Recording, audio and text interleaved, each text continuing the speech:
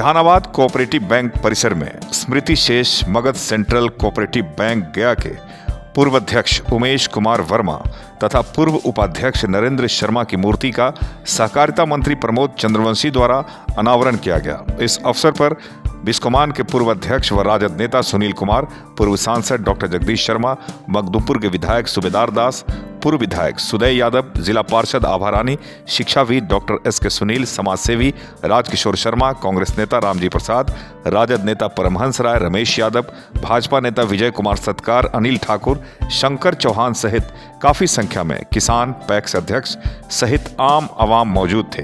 कार्यक्रम की अध्यक्षता वरिष्ठ पत्रकार संतोष श्रीवास्तव द्वारा किया जा रहा था।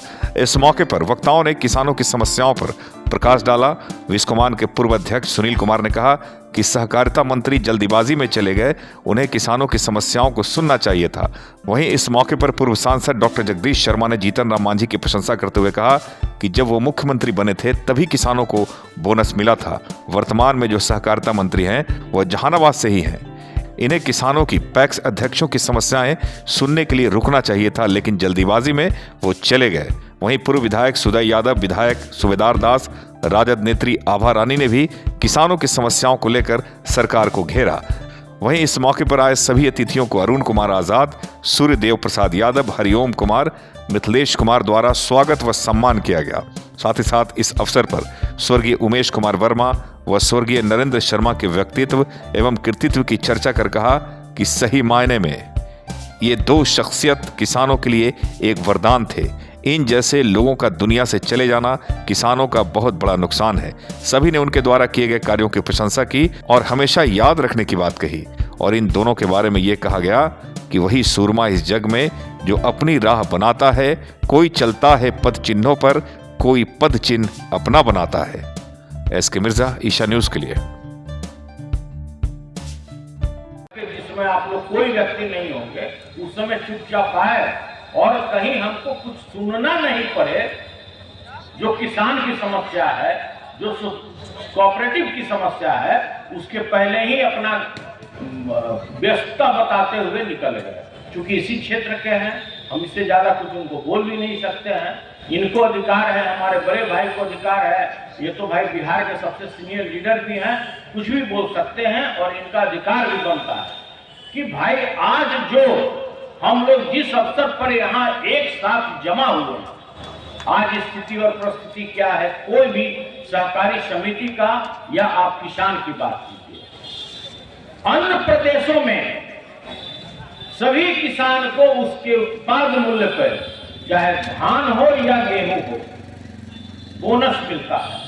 और इसकी लड़ाई लगातार, चाहे विनय जी हो या हम लोग सदन में रखते हैं कि जब अगर छत्तीसगढ़ में, मध्य प्रदेश में, अन्य प्रदेशों में अगर किसान को धान पर अतिरिक्त बोनस दिया जा सकता है तो बिहार में क्यों नहीं। माध्यम से बहुत सारे विकल्प हैं, बहुत सारे काम हैं जो हम कोऑपरेटिव के माध्यम से कर सकते हैं, जिससे अन्य राज्यों में कोऑपरेटिव के माध्यम से मेडिकल कॉलेज चल रहा है, इंजीनियरिंग कॉलेज चल रहा है, कई संस्थाएं चल रहे हैं।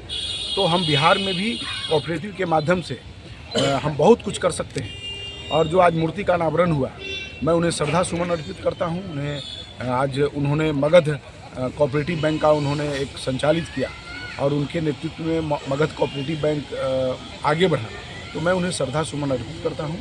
और कोऑपरेटिव के माध्यम से और सब हम लोग काम करेंगे। बिहार सरकार में इस बार धन जो अधिगति होती है उसकी क्षमता कम की गई है और जो पैक्स अध्यक्ष से जब बातचीत हो रही है तो उनका कहना है कि अब तक राइस मिल में एक भी लॉट धान नहीं गया है।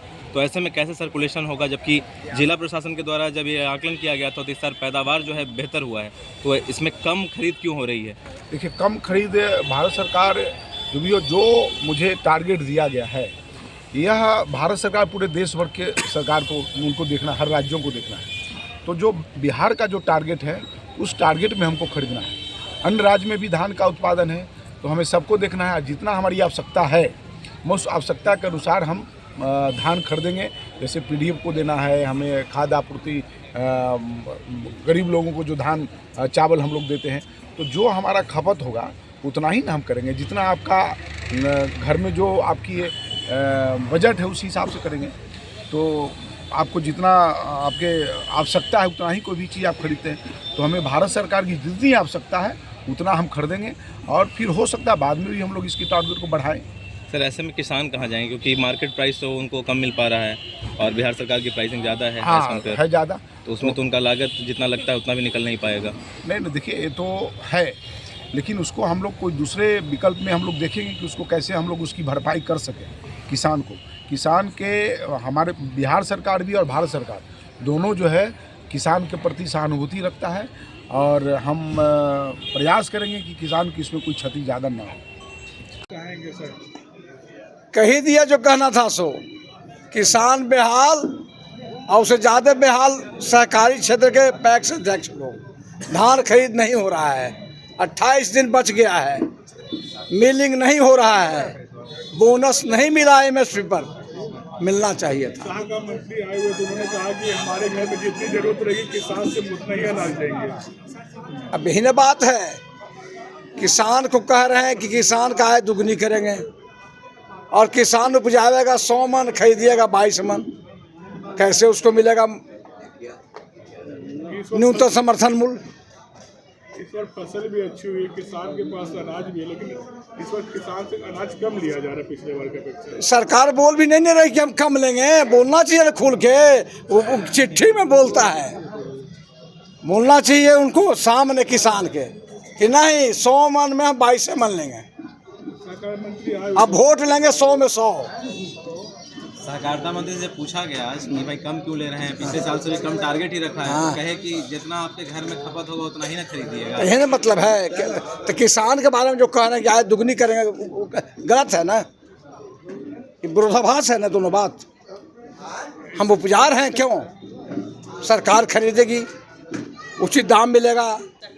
कोऑपरेटिव जगत के सबसे मजबूत कड़ी रहे नरेंद्र शर्मा जी और कोऑपरेटिव बैंक को मजबूत करने वाले मगध में उमेश कुमार वर्मा जी के मूर्ति अनावरण का कार्यक्रम आज था और अभी बिहार सरकार के मंत्री कोऑपरेटिव मंत्री प्रमोद कुमार जी के द्वारा मूर्ति का अनावरण किया गया है और हम लोग उसको मतलब सब लोग साथ मिलके किए हैं। और ये आज बड़ा ही उनके लिए जिन्होंने अपना कीमती समय इस कड़ी को मजबूत करने के लिए, जो कोऑपरेटिव था, जो किसान के चेहरे पे उदासी थी, उनको कहीं कोई आसरा नहीं दिखता था, ये आदमी इसी वर्ग के पेड़ के नीचे बैठ करके नरेंद्र शर्मा जी ने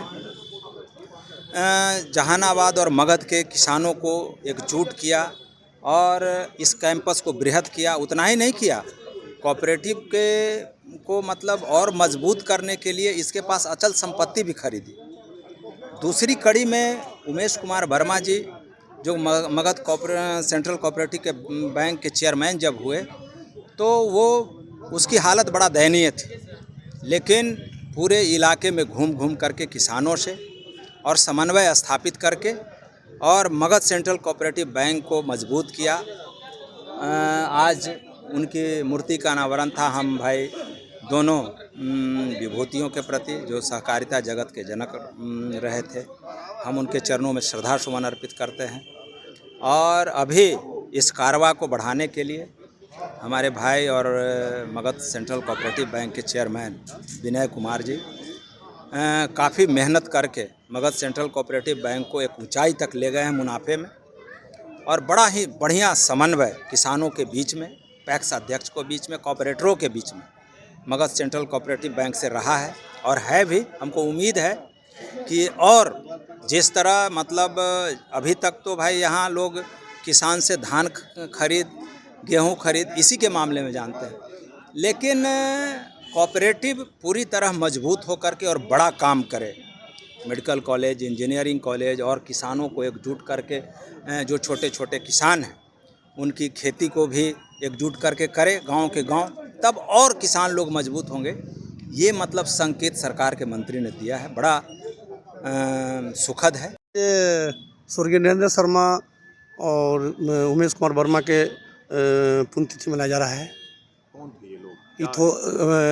स्वर्गीय नरेंद्र शर्मा कोऑपरेटिव के उपाध्यक्ष थे, इनके पिताजी बैंक के धरोहर थे, बैंक की स्थापना किए थे और अपनी जमा पूंजी से वो बैंक को गिफ्ट कर दिए थे आज उन्हीं के बेटा स्वर्गीय नरेंद्र शर्मा भी बैंक के उपाध्यक्ष रह चुके थे और उनकी पुण्यतिथि मनाई जा रही है। मूर्ति का अनावरण किया गया है। कितना योगदान मानते हैं कोऑपरेटिव के लिए? कोऑपरेटिव का सारा जीवन उन्होंने बिता दिया।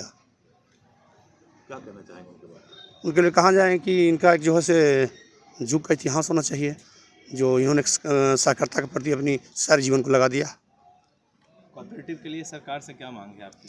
कोऑपरेटिव के लिए सरकार की मांग है कि सबसे पहले जो बाबा हमको ज़मीन छोड़ के गए हैं 47 कट्ठा, इसका सहकारिता पुनर्जीवित रखे, जो असामाजिक तत्व इसको कब्जा न रखे और जितना सहयोग करके इसको जिंदा रखे, मांग तो रखेंगे। मंत्री जी आए थे, क्या कहा उन्होंने? मंत्री जी हाँ आश्वासन दिया कि जो धान का लक्ष्य रखा गया है इससे किसान खुश नहीं है और लक्ष्य नहीं बढ़ा जाएगा तो माने सहकारिता क्रांति भी हो सकता है।